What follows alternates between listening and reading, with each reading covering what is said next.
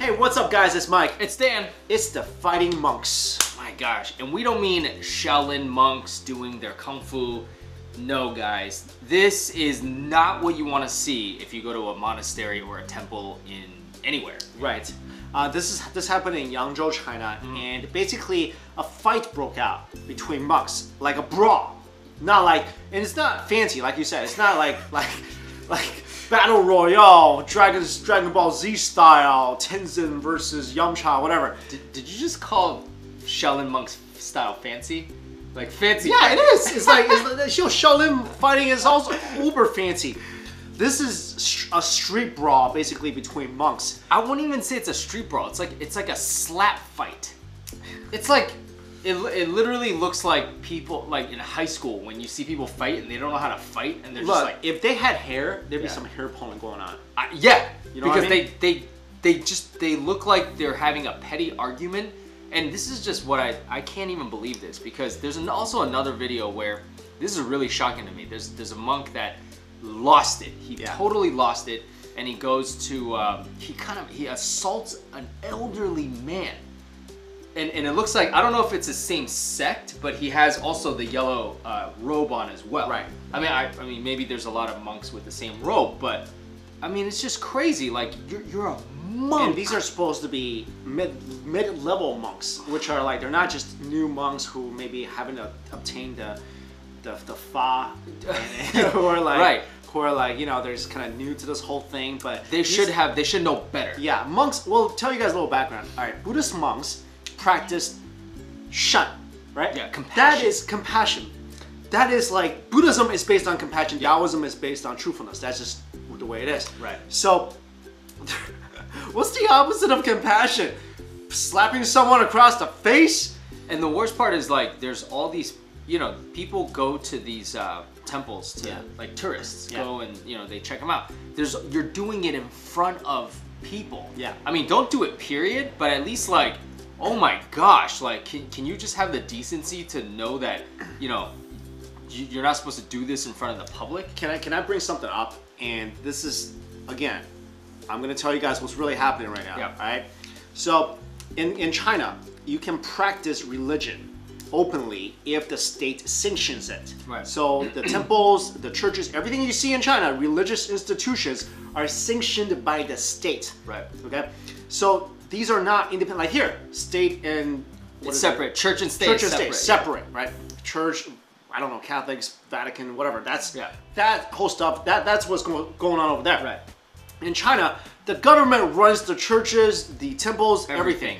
So monks in China nowadays, before, what are monks? Monks are people who, like, they want to obtain enlightenment. Yeah. They want to practice Taoism, Buddhism, whatever. Yeah. I'm sorry, Buddhism, not Taoism. Right. Taoist priests.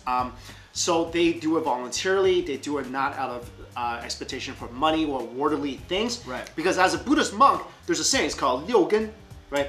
六根要净, which means that they need to get rid of the 6 attachments to the secular world. Now what's happening in China is that the monks are becoming monks not because they want to reach enlightenment. Well, I'm not going to say not at all. Right. But at least I'm talking about, like, you know, not in Tibet. I think Tibetan monks are still, like, they're predominantly very spiritual, like, still retain a lot of that pure religious reasons why they go into the temples, monasteries. Right.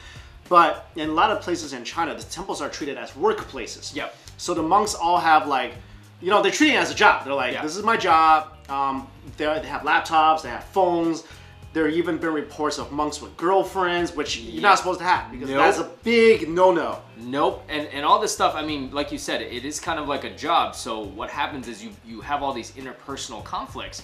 Jealousy in the workplace. I mean, you're talking about managers, maybe playing favorites, maybe insubordination. So already, if you're kind of away from that monk type of lifestyle, yeah, you're basically a regular person. You're just that's wearing a robe, right? And you know, here the thing is, it's not just in China, right? Everywhere, because people are gonna be like, oh, this happens everywhere. It's true. So this is kind of a much larger issue. But in China, like, I mean, Buddhism has been around for it's kind of like we all know Buddhism came from India, but Chinese people have been Buddhism, practicing Confucianism, Taoism are the three fundamental pillars of Chinese traditional culture. So it's really sad for me when I see something like this, because honestly, a lot of people out there, like Mike and I, are really spiritual. So if you guys have been watching us, you know that what we're all about. But a lot of people, they don't quite know how disturbing, or how sad, I should say, this really is.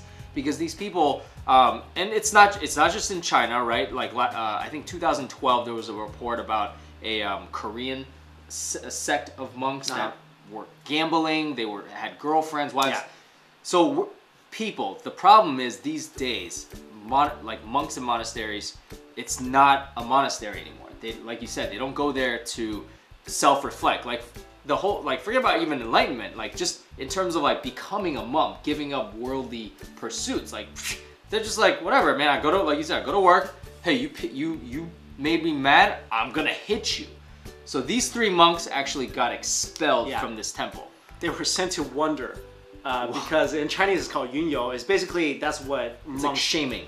Well, I mean, some people do it. Some monks do it as a cultivation process, where they just walk around, they beg for food. Right. They're not supposed to have any money. They're just supposed to. They have a bowl. They carry it around with them. And they're supposed to beg for food with that bowl. You can only eat what other people give you. Right. Right. It's just like I just thought of in New York when we see.